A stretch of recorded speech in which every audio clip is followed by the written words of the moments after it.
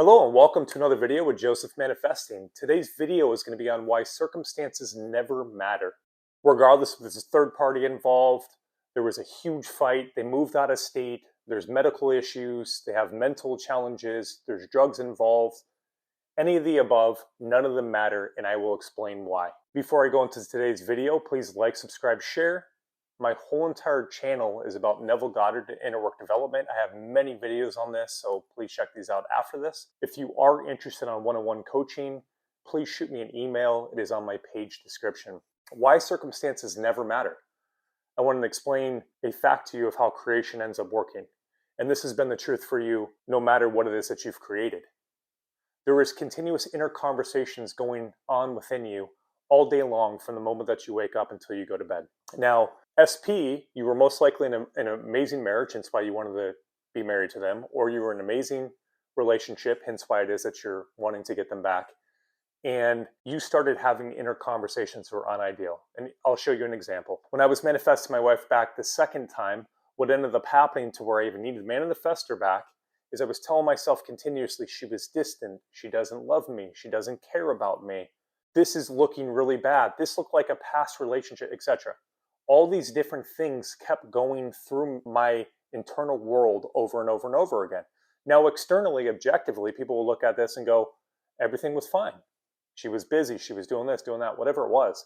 But my meaning was that I was assured and I surrendered and accepted that this was for sure. If you look back at your life with anything, the third party, them leaving, the fights, all these challenges, there was some inner talking. It was unconscious.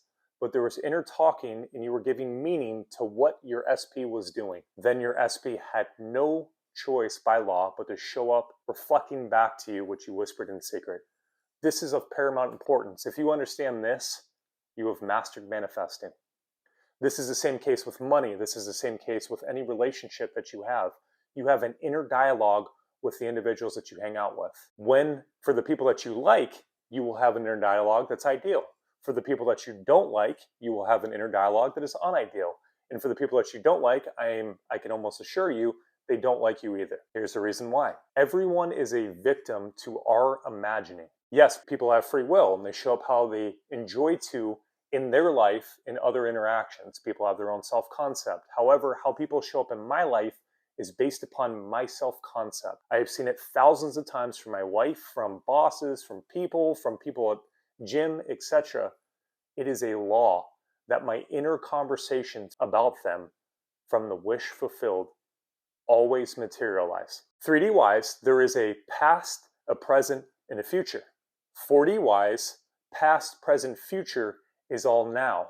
That's why we go there to create. As I shared in my past video when manifesting my wife back, I talked to her in the beginning of us separating the second time, and she said that she is very happy with her decision. She didn't think about me very much, and she didn't want to get back together. After I revised, after I lived from imagination, after I lived from the wish fulfilled, and I was feeling the wish fulfilled, we ended up getting back together. When I talked to her this time, her 3D experience was completely different. She was having a very hard time that we weren't together. She was emotionally disturbed. She wanted us really badly. It was very hard on her. Why the change, you may ask? I changed fourth dimensionally, so the facts of the 3D changed, as if they didn't happen. Now, I have a memory of the 3D experiences. However, everyone else in my world doesn't have a memory of it. To them, it always was a certain way. And that certain way that it always was is how I saw it, how I imagine it now. So if there was a separation that ended up happening, when you imagine that you're in a loving relationship or a loving marriage, it'll seem as though your SP always wanted the relationship. Did they change? Yes, but it was a byproduct of your 4D imagining. That's why it's of paramount importance that we live fourth dimensionally.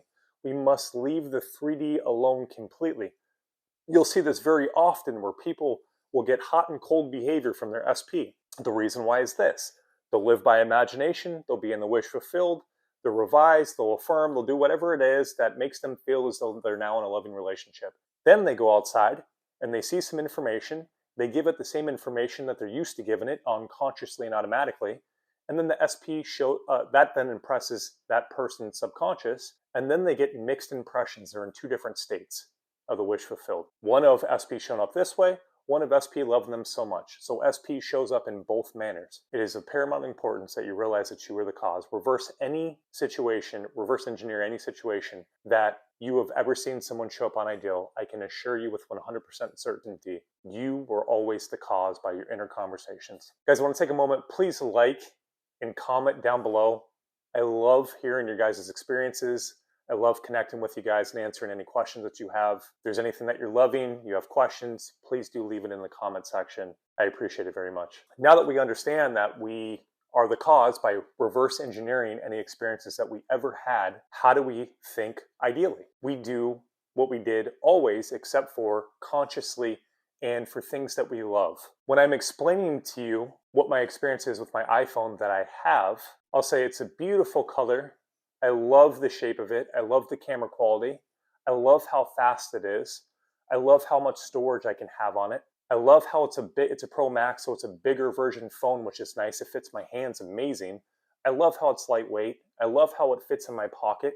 I am explaining to you from the wish fulfilled, from having my iPhone. This is the conversations you must carry with yourself all day, from the moment that you wake up until the moment that you go to bed, regardless of what you see 3D-wise. Manifesting a specific person is a beautiful manifesting journey because you manifest from the unseen, something that is not out here, you are creating from scratch. This is how all manifestation happens. I'm not manifesting my phone because I have my phone.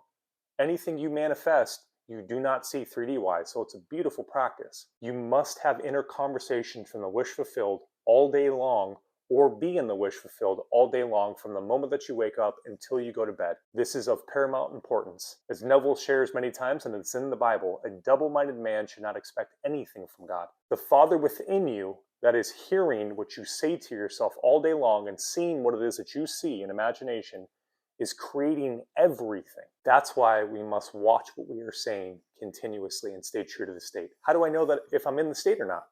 The biggest indicator of whether or not you're in the state is, are you wanting outside proof and validation for what you're claiming internally? If you are in the state of the wish fulfilled, you cannot possibly want something. You can appreciate it, you can be grateful for it, but you cannot want it or have a desire for it. This is very important. If you're in the state of the wish fulfilled, you will not desire outside proof of validation for what you did or what you were claiming in secret.